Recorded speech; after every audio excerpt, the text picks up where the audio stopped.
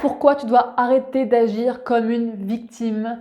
Hola chicas chicos, j'espère que vous allez bien. Bienvenue pour cette nouvelle vidéo. Donc pour les personnes qui ne me connaissent pas, je m'appelle Justine, j'ai 24 ans et ici on parle de foi, de féminin, de chant, de voyage et plein d'autres choses dont j'adore parler.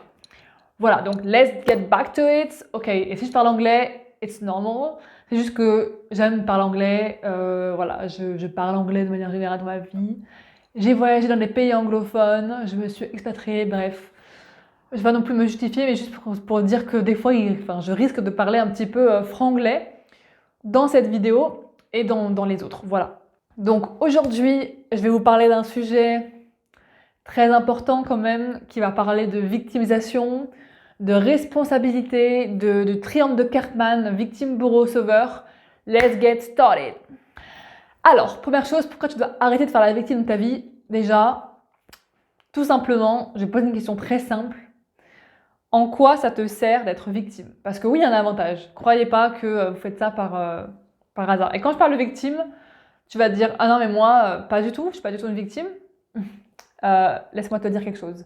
Quand tu te plains que la vie est catastrophique, que ton job tu l'aimes pas mais tu le changes pas pour autant, que ton patron c'est un connard mais en fait voilà, tu restes dans le même travail pendant des années, que tu dis que tu veux aller voyager ou faire ça mais qu'en fait tu fais rien parce que le temps est mauvais, parce que l'économie va mal, l'inflation, le système éducatif, le gouvernement, ta mère, ton père, ta soeur, ton mec, ta femme, j'en sais rien. En fait, ça pour moi c'est un statut de victime. Donc déjà, je pense qu'on peut tous se reconnaître là-dedans parce qu'on a tous été victimes à un moment donné ou à un autre. Et je parle pas de victimes d'abus ou de maltraitance, etc., etc. Enfin, même si en vrai je pourrais en parler, mais pour l'instant je vais j'ai parlé de petites choses comme ça. Quand tu te plains de ta vie mais que tu ne fais rien pour agir, en fait, tu es une putain de victime, tu es victime.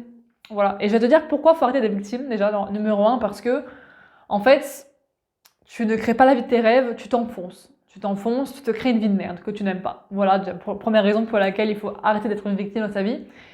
Parce qu'en fait, en te plaignant de l'extérieur, donc de ton patron, de ton mari, de ta femme, de tes enfants, de tes collègues, tu remets ton pouvoir, ton pouvoir à toi, entre leurs mains.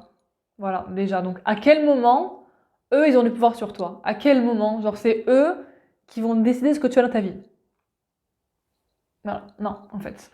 C'est toi qui as ton pouvoir. Dieu t'a créé l'univers, peu importe tes croyances, on s'en fout, c'est pas le sujet ici. T'es sur Terre pour une raison, ok? T'es sur Terre pour une raison, t'as une putain de mission. Donc, pourquoi tu vas perdre ton temps à vouloir faire en sorte que... en fait, à vouloir faire en sorte que ce soit les personnes qui répondent à tes besoins, que...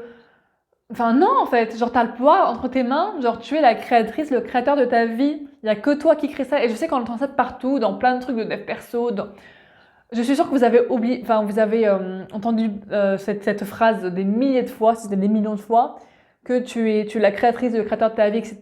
Tu as le pouvoir entre tes mains. Oui, tu as le pouvoir, mais ça, malheureusement, ça ne s'acquiert qu'en étant responsable. Alors, notez bien ce mot parce qu'il est ultra important et personne ne le comprend et tout le monde est là, oh, non, non, oui, mais c'est pas ma faute. En fait, déjà, je vais remettre l'église au milieu du village parce que voilà, déjà, dans tous les cas, là, je vous le dis, mais cette vidéo, c'est pas juste pourquoi être victime, faut que tu arrêtes d'être victime, je vais aussi parler de plein d'autres choses en fait. On se calme, 1, 2, 3, c'est parti. Oh, je suis en forme, aujourd'hui, je suis en forme. En fait, il y a trop de gens qui confondent.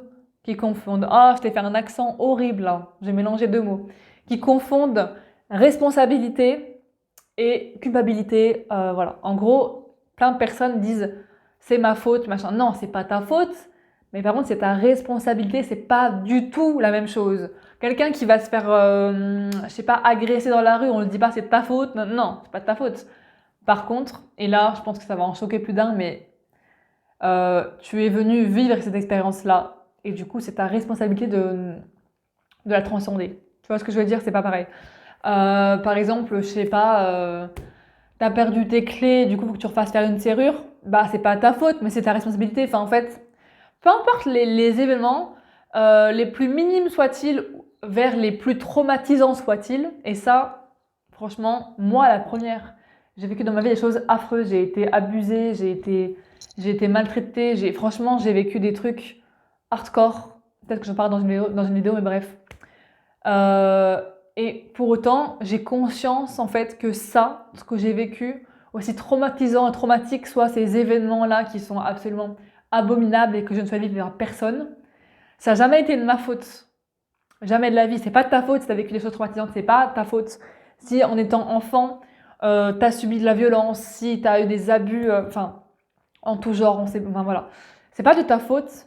Par contre, tu es venu vivre ça pour expérimenter ton expérience d'humaine et c'est ta responsabilité de transcender cette épreuve en une force. Et je sais que c'est pas facile à entendre, mais à un moment donné, il n'y a personne qui va te sortir de la merde à part toi. Il n'y a personne. Même si tu penses que tu peux mettre, je sais pas, ton pouvoir entre les mains de quelqu'un d'autre ou tu peux demander de l'aide, etc. Alors oui, tu peux demander de l'aide. Ok, ça c'est vrai. Tu peux demander de l'aide, mais il n'y a personne en fait qui va faire les choses à ta place. Si tu veux monter un business, le business de tes rêves, ou alors ouvrir ton restaurant, ou j'en sais rien, il n'y a personne qui va te dire coucou, si tu veux, je le fais à ta place, et puis comme ça, on n'en parle plus. Non, en fait, ça marche pas comme ça ne marche pas comme ça. Il faut se bouger le cul à un moment donné. Il faut arrêter d'être les victimes de notre vie, de ta vie. Parce que quand tu es victime, tu ne crées rien. Tu crées que les choses que tu n'aimes pas, tu subis la vie en fait. Parce que du coup, tu as l'impression que tout va mal autour de toi, que tout est horrible et que tu n'as pas de pouvoir. Il faut arrêter. Même quand tu casses ton téléphone, je sais rien, vraiment, je donne des exemples pourris de merde, que, je sais pas, tu te sépares, tu divorces, j'en sais rien, il passe des trucs dans ta vie, que ce soit le plus petit événement au plus gros, tu en es responsable. Tu en es responsable parce que, en fait, tu as attiré ces événements à toi inconsciemment et c'est pas de ta faute, ce n'est pas de ta faute, mais il faut que tu comprennes la différence entre faute et responsabilité. Et d'ailleurs, je tiens à dire, j'ai écouté ça dans un podcast qui est très inspirant d'ailleurs, que le mot responsabilité en anglais, ça se dit responsible. Et ce qui veut dire apporter une réponse. Response, qui est la réponse, et able, c'est être capable. Donc, être capable d'apporter une réponse. Ça veut dire que, en fait, quand il y a des événements dans ta vie qui se passent, tu dois être capable de t'apporter une réponse. Tout simplement parce que si tu ne t'apportes pas de réponse, tu vas laisser les gens, le monde extérieur, ton copain, ton patron, machin, t'apporter leur réponse. Et en fait, c'est pas la bonne réponse, parce qu'en tout cas, ça vient de l'extérieur, donc c'est pas la bonne. Tout ce qui vient de l'extérieur, c'est pas la bonne réponse. La seule bonne réponse, elle est à l'intérieur de toi, elle est dans ton cœur, dans ton âme. Donc arrête de te victimiser. Stop à la victimisation en fait. Il faut que tu sois responsable. Et c'est dur, ouais, c'est difficile. Et ça veut pas dire non plus nier tes émotions. C'est pas parce que tu t'arrêtes d'être victime que tu dis ok, je suis responsable, mais arrête déjà. Enfin, juste, il faut arrêter de. Ça fait peut-être depuis je sais pas combien de temps je le dis, mais il faut arrêter de se remettre la faute sur nous. Et en fait, ce qu'il faut surtout pas faire, c'est vraiment se rendre coupable. Parce que tout ce qui est culpabilité et honte, ça, ces deux émotions, c'est les plus basses qui existent et c'est les plus destructrices. Et vraiment, moi, je les connais très bien pour les avoir vécues pendant très longtemps. En fait, ça ne sert à rien. Mais vraiment, il n'y a aucune utilité à part te pourrir la vie. Et c'est des émotions qui sont uniquement humaines. C'est-à-dire qu'un animal ne ressent jamais de culpabilité. Il se dit pas « Oh, mon Dieu !» Genre le chat, par exemple, mon chat, là. Elle se dit pas j'ai tué une souris, mon Dieu, la pauvre et tout, je me sens coupable. Elle n'en a rien à foutre en fait, rien à cirer. Elle fait sa vie. Voilà, elle vit sa vie de chat, voilà.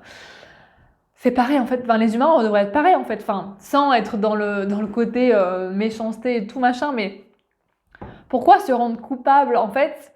Pour moi, dans la vie, et ça, je suis aussi, je crois en Dieu, mais après, les religions, c'est autre chose, bref. Mais voilà, pour moi, Dieu, en fait, il nous condamne pas, c'est-à-dire que déjà on peut être pardonné pour tout. Et en plus de ça, ce que je voulais dire, c'est que quand tu as fait quelque chose de mal dans ta vie, que tu as vraiment l'impression que tu as fait du mal, en fait, tu payes une fois. Tu payes une fois. Imagine, tu as l'impression que tu as fait une erreur. Bah voilà, tu payes une fois la conséquence. Pas 15, pas 30, pas 1000, pas 3000, etc. Parce que ce qu'on fait, nous, c'est qu'en fait, on s'accuse nous-mêmes d'avoir fait des erreurs, d'avoir merdé, etc. et d'avoir fait du mal. On s'en veut pendant des mois, voire des années. Alors qu'en fait, juste t'assumes les conséquences de ce que t'as fait.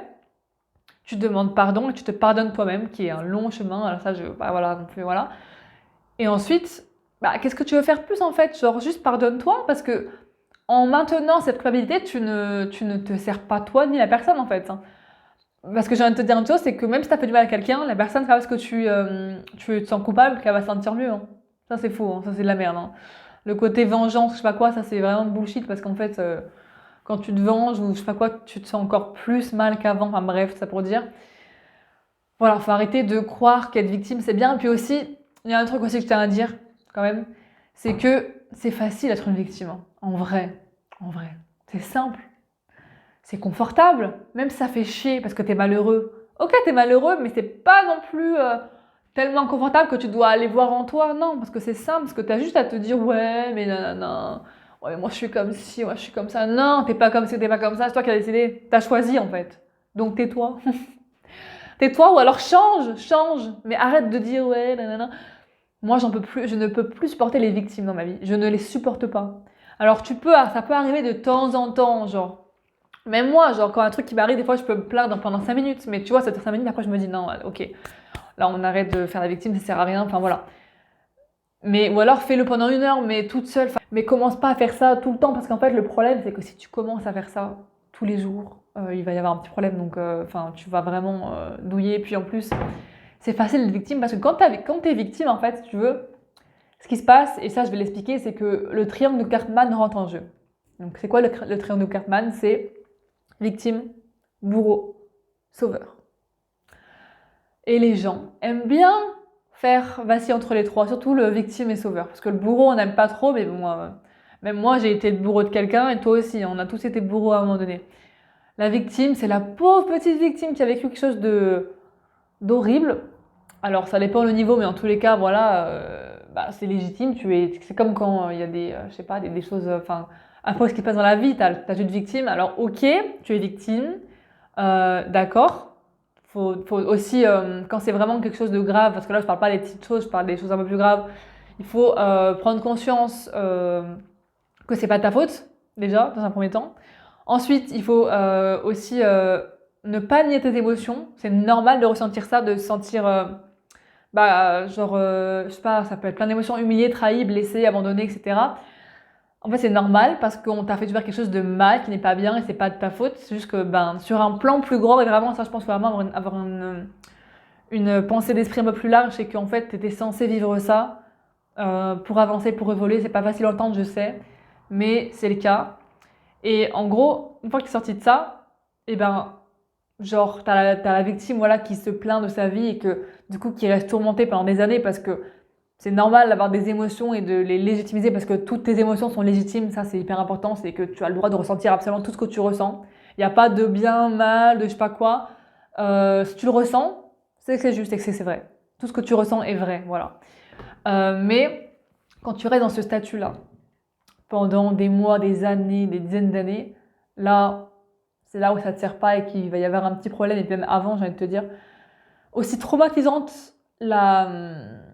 l'événement soit-il ou soit-elle, je sais pas comment on dit, tu es responsable. C'est-à-dire que tu as le choix de rester dans ce statut de ma vie est horrible, je suis une mauvaise personne, on m'a fait du mal, on m'a fait souffrir, je pourrais jamais être heureuse, et puis de toute façon, tout se passe mal, et nanana, enfin bref, le schéma, vous voyez. Tu as le choix en fait de faire ça. Alors d'accord, c'est pas de ta faute si ça t'est arrivé, mais tu es responsable de reprendre le pouvoir dessus parce que si tu le fais pas, déjà tu donnes raison à la personne qui t'a fait du mal ou à la chose, et en plus de ça, tu te bousilles la vie toute seule. Bah, je suis désolée, c'est vrai, tu te bousilles la vie toute seule. Et quand, en fait, si tu veux, le problème avec ça, statut de victime, c'est que tu trouves des excuses pour rester dans ce statut. Parce qu'il y a forcément des bénéfices cachés, et ça on l'apprend, je l'ai beaucoup appris en coaching, des bénéfices cachés, des bénéfices qui sont pas forcément agréables à voir pour l'ego, hein. Exemple, attends, je trouve un exemple.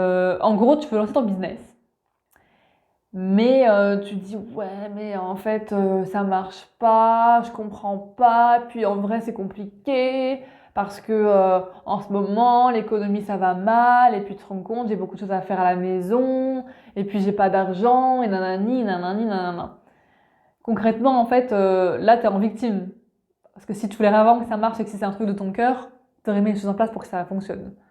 Donc dire tout ça là, c'est juste faux en fait, c'est des excuses. Parce que quelqu'un qui veut vraiment réussir, c'est une question, enfin c'est après d'autres sujets après, on s'en fout, mais quelqu'un qui veut vraiment réussir, il se donne les moyens.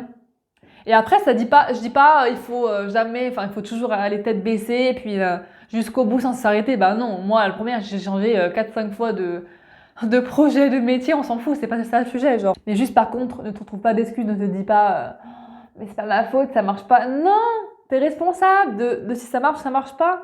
Et même si ça marche pas, c'est pas grave.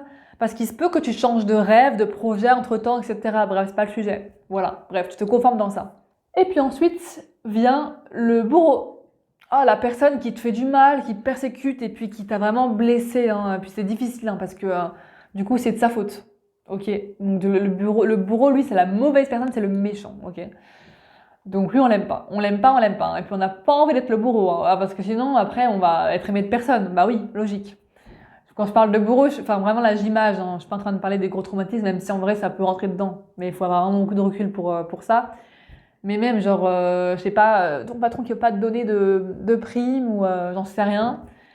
Ah, le pauvre, il est méchant et puis c'est de sa faute. Et puis il est tout puissant. Tu sais, le bureau, c'est celui qui est tout puissant, qui est au-dessus de toi, que tu peux rien faire. Alors que c'est totalement faux.